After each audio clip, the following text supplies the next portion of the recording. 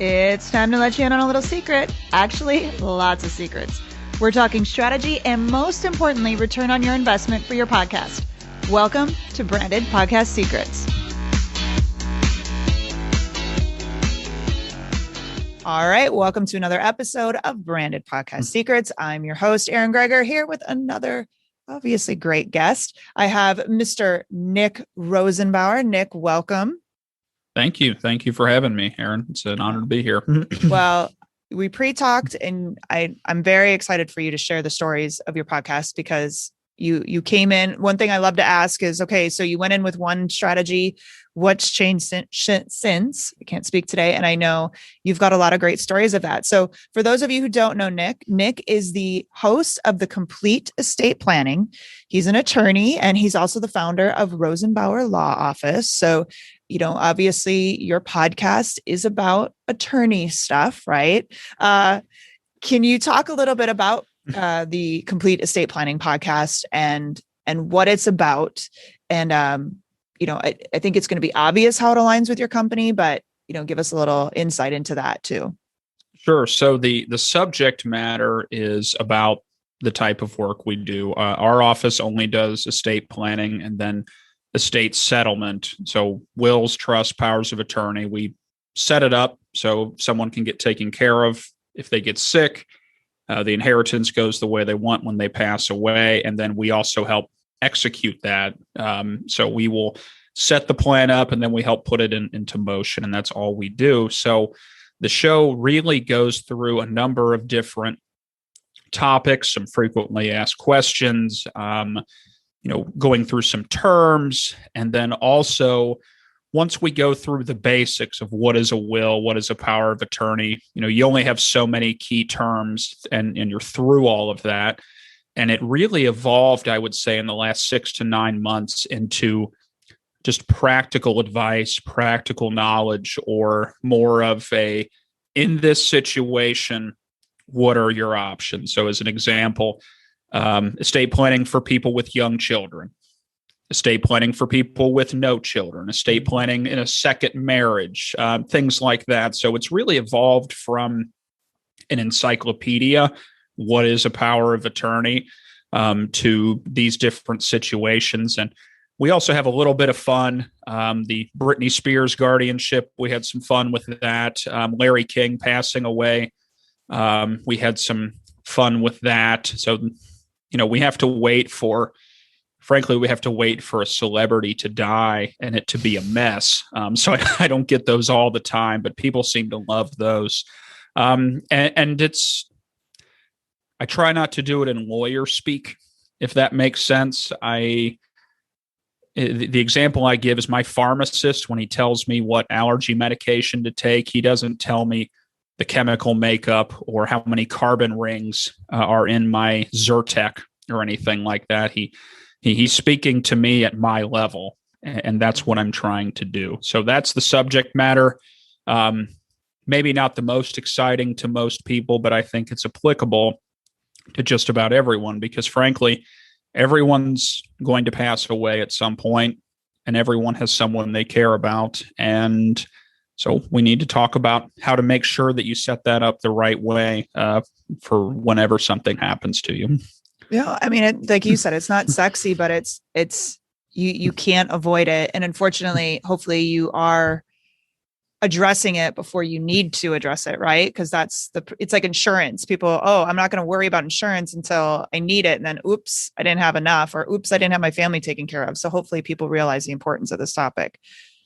Yeah, absolutely. And it's not a fun topic to think about. You're exactly right. But at the same time, I'm one of the few attorneys, if there are any, where you feel better after we're done. And basically what people are hiring me for is the peace of mind to know that we went through all the options. We understand how it plays out in real life. So we actually know what the heck's going to happen, and we know it's going to go the right way. So when you have the kids over for dinner or for Christmas, you don't have to worry about what's going to happen when something happens to you. So it's fantastic. It's very rewarding. It's a touchy subject. Mm-hmm. Okay. I'll be honest with you. We have a lot of, we keep a lot of tissues on standby here in the office, but it's necessary. And it's one of those things that feels good when it's taken care of and done. And you know that everything's set up the way it needs to be. Yeah, absolutely. So, you mentioned your initial intent for a lot, because I'm asking this question because a lot of people, especially businesses, they're so worried about running out of content. And you mentioned, you had your key terms and then, you started with different, with different types of twists on the topics, or like you had mentioned, the Britney Spears, which I think is very intriguing to understand what's happening there. So how did your content evolve? Was it, you kind of got through your key terms, you started asking the audience for content, or how did you know to, start making those turns in what type of content you were creating? Great question. So I started off with the basics, looking at, because we have a number of reports, we have some lead generation pieces, where, as everyone realizes, we have these free reports or downloads. You just have to give us your name and email address, so we'll trade there. So I started out with those, just recycling content, because I forgot who it was, but I read a book. I think it was a Dan Kennedy book years ago, and one of the key points they made was people consume things differently. Some people like to read, some people like to listen, some people like to watch. And Aaron, you probably know this. There are a whole lot of people who do their radio shows or podcasts, and they just stick a camera. Yep. And people would rather watch on YouTube. They will watch people with their headphones and their microphones talking. Yeah. And so there's people who learn different ways. There's people who consume information different ways. So I started off with, let's take the information we already have, give a different medium, a different way to consume that. And also it allowed me to get my feet wet with some information that was tried and true, and I didn't have to start writing. So maybe that was a little playing it close to the belt, but I knew I didn't have to jump off a cliff without a parachute. Right. And because I don't generalize, I specialize. And I think all of the, we can have a whole nother conversation about, specialty or being in a niche. They say niches make riches. I think that was another Dan Kennedy quote. But you run out of topics. I mean, I can only talk so many times about what a will is or what probate is and things like that. And then I moved into just conversations that I was having with my clients. And it was very easy because I'm the only attorney in my office. So I'm still working day to day in the business. Okay. I'm not detached from the business. So we had a whole lot of clients who are in a second or third marriage and have separate kids. So I said, let's talk about that, because I have a lot of people who I know they're concerned about it. I don't have to guess because they're asking me about it every day. And we would have other situations. And so I would just go with the situations that I was explaining to people in real life. And also a little pro tip is I would take the flip side of that coin. So if so I said, well, if someone's curious about option A, well, I'll bet there's someone else out there who has a situation with option B. So we talked about second marriage and blended families. And then I talked about what if it's a blended family, but they don't legally get married. So they just remain life partners. And so anytime you have content, look at the opposite of that. And I think that gives you, that basically allows you in most cases to double the list of topics for free. Not everything, but I know that certainly helps. And then also for us, and maybe other businesses work the same way, how to set it up. And then also when someone passes away, we need to execute it. Okay. Right. So basically that gave me, if I need to, that's 4 topics: second marriages, second marriages where they don't actually get married, but they're just life partners. And then for each of them, when you pass away, how does that get carried out? So one can turn into 3 or 4. But I'll be honest with you, it evolved after I got through my key terms and my FAQs into what questions am I answering over and over again. I'm looking into doing a few case studies. If we have a crazy situation, and gives you a little bit of the shock value, because I've had some, and you have to change some things around, but there's a few messes that I have inherited, and people love soap operas, right? Everybody loves the crappy stuff. I mean, it's so true. They do. And so people love people who are less okay than them. Right. That's why we watch Jerry Springer, who was former mayor of Cincinnati, where I'm from. So shout out to our buddy Jerry. Anyway, some of these case studies, if you have a horrible situation, you can talk about that, and that's juicy. People love that. Or you can talk about a situation maybe that we've saved. And I try not to pat myself on the back too much, but people can relate to that. Either, my old golfing buddy, his family went into war after someone passed away, or it may give them some fear on the back end. I don't want that to happen. So little things will just come to you. And frankly, I'm a big list guy and a notebook guy, and I just have a whole list for podcast topics, and I'll get them at totally random times. And I think it's always good to have a list of about 15 or 20 ideas to pull from, because if you are going to record on a Friday morning at 10 o'clock, at 9:30, you better not still be thinking about what you want to talk about. It just, a lot of it comes to you just in the day to day. And one thing to remember, if clients are asking you about it or customers are asking you about it, that means there's a whole lot of other people who have the same question. Just like the teachers tried to tell you in grade school, go ahead and ask a question, raise your hand, because 5 of your classmates also don't know the answer. So just basically keeping your radar up, and then thinking of what is the opposite of this, or what is a derivative of the situation you just talked about. I know it doesn't work for every scenario, but it works really well. And one concept can give me 4 or 5 ideas. I love that. That's a great perspective from it, like just trying to twist. So let's talk about initial creation of the podcast. So a lot of businesses will create a podcast for client, creation, how to gain more clients. That was not your intent. So I always love to ask, what was the strategy going in? And now that you're in, and you've been doing this for a while, how has the strategy changed? So I originally did not do this to get any more clients, surprisingly enough. First off, my office is one, and I guess with estate planning, we can do some meetings virtually, but you can't electronically sign a will in Ohio. So one thing to keep in mind, I'm extremely regional. Someone has to sit in my office at some point.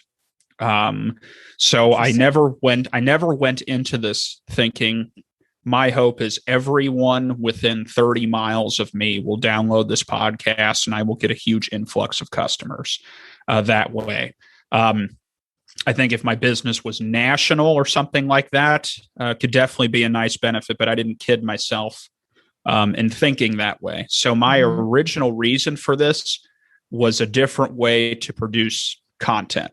So if you look at my website, I have some blogs, very sporadic. Sometimes I'll do 3 of them in a month, and then you won't see me write a blog for 4 months.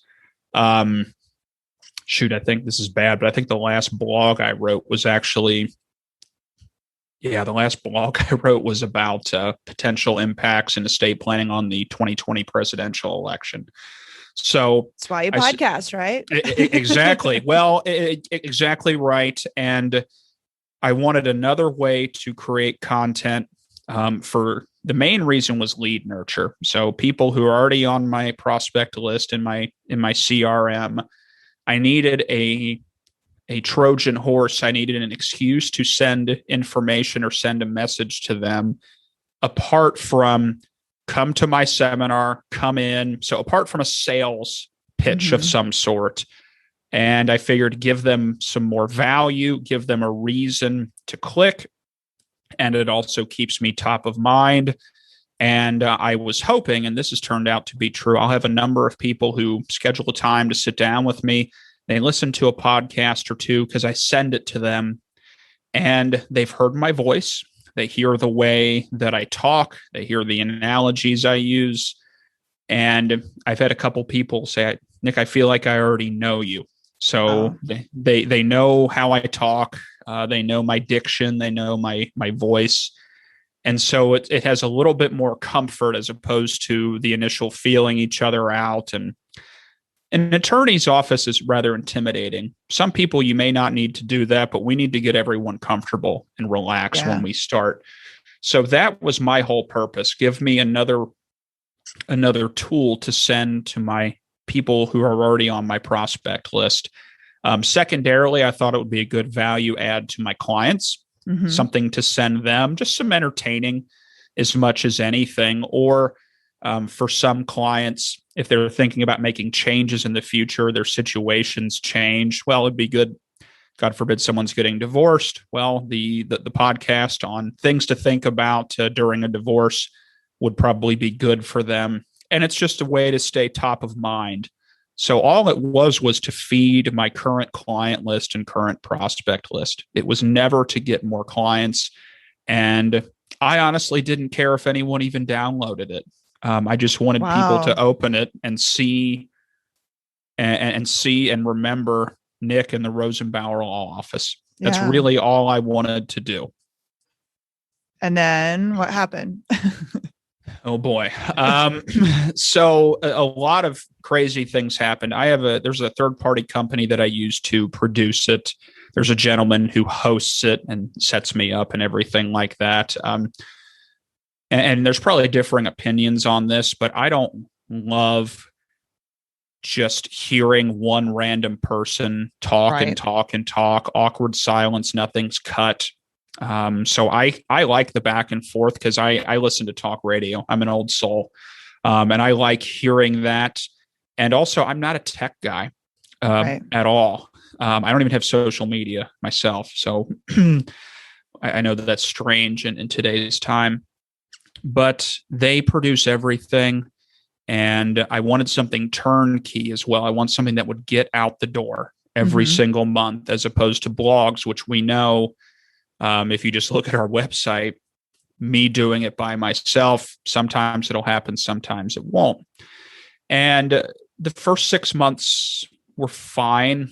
Everything was plugging along. My open rates on my spam, what I call my spam email software, were pretty good. They were better than some of the other things. So I knew people were at least seeing it, even if they weren't all clicking on it. I don't care. They're opening an email for me and they're remembering me. Exactly. Now you throw the Britney Spears podcast in. That's I think the Britney Spears conservatorship podcast that we did a few months ago. That's the highest open rate I've ever gotten. And it's the highest click rate I've ever gotten. It's crazy. Shows you what they really care about. Not my great legal knowledge and breakdown, but tell me what's, some 65-year-old, tell me what happens with Britney Spears. Okay. But anyway, about 6 months after we started, my producers told me, Nick, you're getting a ridiculous amount of downloads here, and your download numbers have increased every single month you've done this.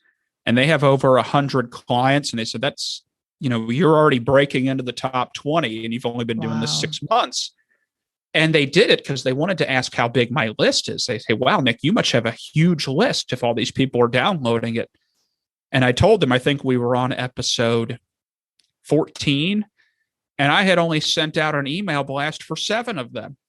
So it wasn't even, I'm 2 months behind. It wasn't even my people downloading it. And I said, what are you talking about? And then we said, okay, let's keep an eye on this. And it grew from $200 a month to $400 a month. And every month I would log on, Nick, you're higher. Nick, you're higher. Nick, you're higher. Wow. 800, 1100, 1500, 2500. And I'm still I'm 15 episodes behind. I think I'm almost 40 episodes in. I think the last email blast I've sent out was episode 20 something. So I can't tell you what happened. My only thought is, because there has to be people out there searching for estate planning. Yeah. So maybe there's a lot of lunatics out there like me. I'm not sure. But I looked around and I know there's not a whole lot of other people doing what I'm doing on my subject matter. Okay. Some types of shows, I think every financial advisor in the world has a podcast. Yeah. So some of them, there's a lot of competition. For me, I'm one of the only people that do it. Mm-hmm. And these downloads are going crazy. I've had attorneys and clients call me from all over the country requesting information, asking questions, which is sad because the person who reached out to me from Wisconsin a couple weeks ago, I obviously can't do their plan. Right. And heck, the attorney in New York who called me a month ago and said, Nick, I'm looking to add estate planning to my practice. I've been listening to your show to kind of coach myself up on it.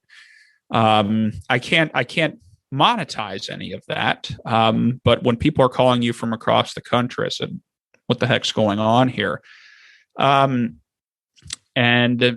I'm not sure. I'm assuming part of it is the fact that there's not a lot of people talking about what I talk about. Yeah.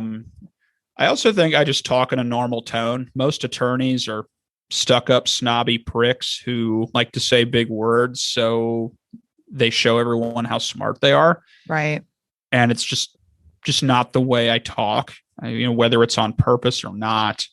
So I wonder if that makes me stand out. Although when it comes to attorneys, it's not hard, right, to stand out.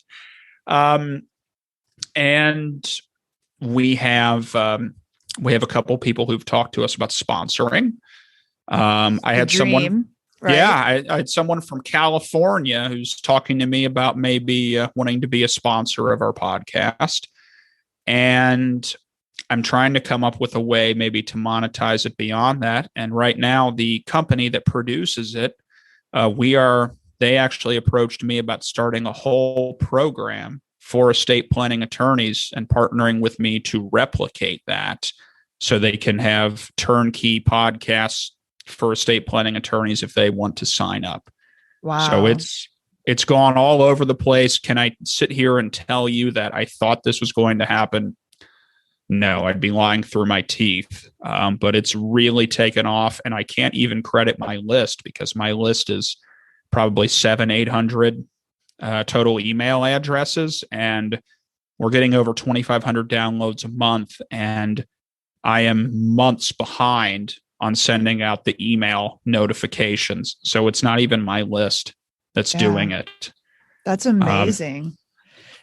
Are you, so I think one thing though is really cool too. And one thing to consider is, the referral perspective. So if somebody's talking about, hey, I need estate planning, I can say, I've got a great lawyer. Here's a referral, but also to be able to, hey, you know what? I have a really great lawyer who was just talking about this on his podcast the other day. Take a listen to it and see what you think. It's just that extra, but you're getting all these calls, like you said, from the attorneys, but have you gotten any new clients from it that said, I heard the podcast, or I got the podcast and I want to come in? Have you seen an uptick in clientele from it at all? I have had a few. Okay. I'm not going to sit here and say I've had 100 new clients that originated from the podcast. I have had a few. What I think I have gotten more feedback and been more successful on is people who have reached out to us to schedule an appointment. Mm-hmm. And during our pre-screening call, they mention a couple things, and I will send them an email, say, hey, Mr. and Mrs. Smith, I know we were talking about this. In preparation for our meeting, I actually did a podcast episode on this very topic a few months ago. Figured you might want to take a listen if you're bored, might give you a few ideas. So that is super personal, and obviously that's a little something, and it's not an automated email. I mean, Right. I will type it directly from my email address to them, and it allows them to hear my voice, hear me talk, and it's more comfortable, and they feel like they already know me by the time they come in, and I think it adds to credibility. 100%. Yeah. So it's that persuasion, if you will. So they're kind of being almost pre-sold, or if nothing else, they're being made comfortable, and they know that I'm the guy who knows what the heck I'm talking about with this. So I'm not going to sit here and say I've gotten a million new clients who have just found the podcast cold. A few of them, but I have had it's really moved the needle on things that I have sent people, basically to pre-sell them from the time they make contact to when they come in. So it keeps it warm, and I think it sets it up. So it's kind of phase 2, if you will. And I think that's where I've had the most success. And also, it looks really good because it's genuine. And I can say, hey, Aaron, I know we talked about this. Here's an episode I did a few months ago on estate planning for small business owners. We don't need to go through details when I see you in a couple weeks, but might be worth a listen, could give you some great ideas. Yeah. Who does that? Especially in the legal field. I know there's other fields out there where there are smart marketers and smart business people. Attorneys are not. Attorneys are terrible marketers and terrible business people. So it doesn't take much. So I'm not coming out here acting like I'm the smartest person in the world, but it doesn't take much to stand out, and people love it, especially when it's a real email and it's not an automated email. So volume comes into play. If you have 1 million prospects in the pipeline, maybe that doesn't work. But we're a small practice, so it is not unmanageable to do something like that. Yeah. And it makes you look bigger, right? Because you do have the podcast. People still, really respect that. But also, it sounds like it's helping you win the deals, right? So maybe they're talking to 2, which they should be, right? Talking to several other attorneys, but it's that extra piece that is outside just that initial consultation. I think I can get to know you when I sit down with you, but then to take that extra effort and have you talk specifically about that topic, I think it's a really great idea. So it sounds like, I mean, if it ain't broke, in your case, we're not fixing anything, right? I mean, it sounds like you're on this great trajectory. What's next for your podcast? Do you want to double down on marketing, or add more to it? Or, it sounds like you might do that, help the podcasting company with the plug and play, but what's next for your podcast? For the actual podcast, I want to keep doing what I'm doing. If it's not broke, don't fix it. And I will say I want to keep using it as a kind of a baby step between first contact and when they actually come in. I think giving them a little bit of a comfort level really helps me in my industry. If you were just coming in to buy a pair of shoes, that's not intimidating. But most of my clients have never been in trouble. A lot of them have never stepped foot in a lawyer's office before. So think about what that was for you, whether it's an attorney or an accountant or a financial advisor at a yuppie office where you didn't feel like you had enough money and it was nerve-wracking the first time. And just imagine if you could have heard them talk in regular person terms. They're a regular person just like you. And maybe there was 2 minutes of banter at the beginning of the episode about cicadas or about, about not sleeping through the night. Right. And by the time they walked in, that person came out. You already recognized the voice. You already heard the way they talked, and there was familiarity. I think that really lets people relax. So that has been huge. It's disarming, but I don't mean that in a bad way. It allows us to really get to it. So I'm going to keep doing that. I'm going to keep using it. I need to catch up on my lead nurture, obviously, for my list. And I've thought about ways to monetize just my podcast as opposed to kind of Mm-hmm. basically writing the content to replicate my podcast, but that's obviously great. I've thrown around a couple different ideas. One would be, if I created my own online course and maybe plugged that in the podcast. I'm not sure whether or not that would work for me because, and obviously we don't know until we try it. Mm-hmm. I guess the doubt in me is someone in Washington State. Why would they pay me for a course to then go hire an attorney? Why wouldn't they just hire the attorney and have their attorney teach them everything? Right. So I don't know. But at the same time, I guess if you have listeners who are listening and love you, maybe you might be able to do that. So some sort of an online course is certainly an option. Also, I'm assuming at some point there will be more and more people, if they keep downloading it. That means there will be more people in Ohio and around here that are potential clients. So I will take them. I also think with the comfort from Zoom and virtual meetings, I can make it to where you can be 2 hours away from me. We can do most of our stuff virtually, and you just need to come down here one time, or theoretically, I could mail everything to you. So I think COVID has allowed me to expand my reach. So maybe there's a way to press that a little more.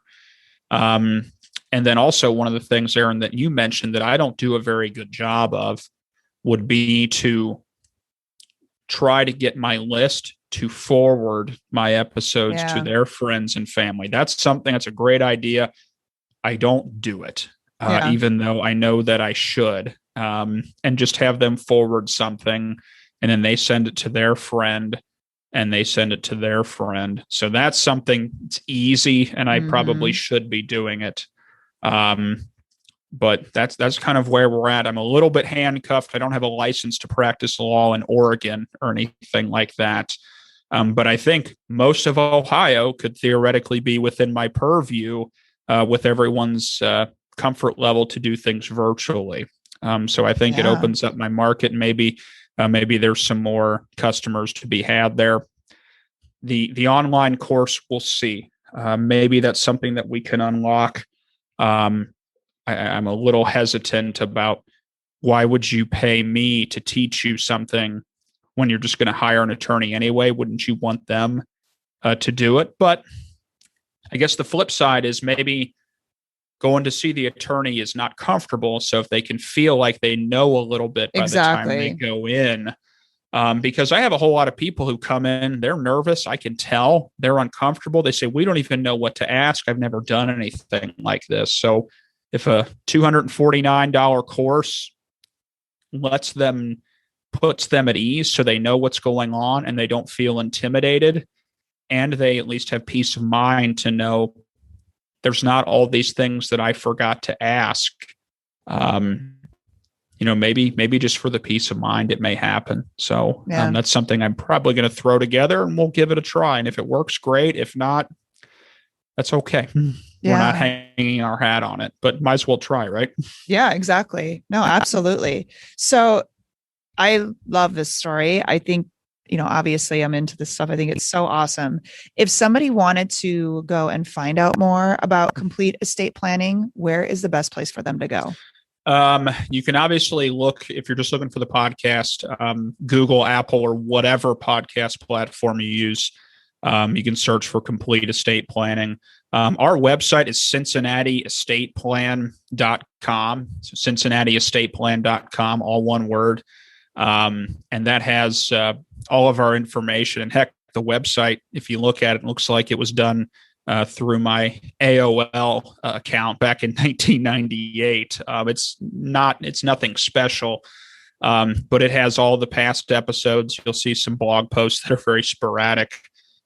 We have some reports to download, if we want to schedule a call. So we put all of that there. Complete Estate Planning is the name. Look it up on your podcast provider of choice, or CincinnatiEstatePlan.com is our website. Well, that's awesome. We'll have all of that in our notes page over at eringerger.com. So Nick, thank you so much for joining me today. Like I said, I love this story. It's just about getting started, and you never know what's going to happen. And I'm very excited to see. I would love to have you back in, another few months just to see how it's changed, because it sounds like you've got a lot on the horizon right now, and just even see how it's growing and changing. So thank you so much for this, and hopefully we'll chat very soon. Yeah, absolutely. Love to be back. Thank you, Erin. It's always fun to go over a few things. I wish I could say I had more of a scientific knowledge as to why it's gone here. I know just saying I built this and they came. I'm telling you, it's the dream. It's the ultimate dream where people are like, wait, what? Because we're always, as marketers, we're always like, it is not, if you build it, they will come, believe me. So don't get all into that. But in your case, you are the exception to the rule. So congratulations for that. No, I appreciate it. I think the biggest thing was there's no one else doing it, right, what I'm doing and the way I'm doing it. And also, one thing just in general that I do, and it obviously really comes out in my podcast or just talking to me, is being the renegade, being the opposite. I'm basically an anti-lawyer. I tell people I hate most attorneys. They annoy the heck out of me, and I think they're stuck up and stuffy. Let's have a real conversation. So being the renegade or the opposite certainly helps. It at least gets people to take notice of you versus the 15 other ways to do it. So that's about the only thing I can think of. But yeah, appreciate you having me on. Hopefully some of this information was good, apart from build it, they will come. And it's okay. No, it's okay. We just have to unteach everyone else that. But no, I'm just teasing you. So thank you so much again, Nick, and we'll chat soon. All right. Thanks a lot, Erin.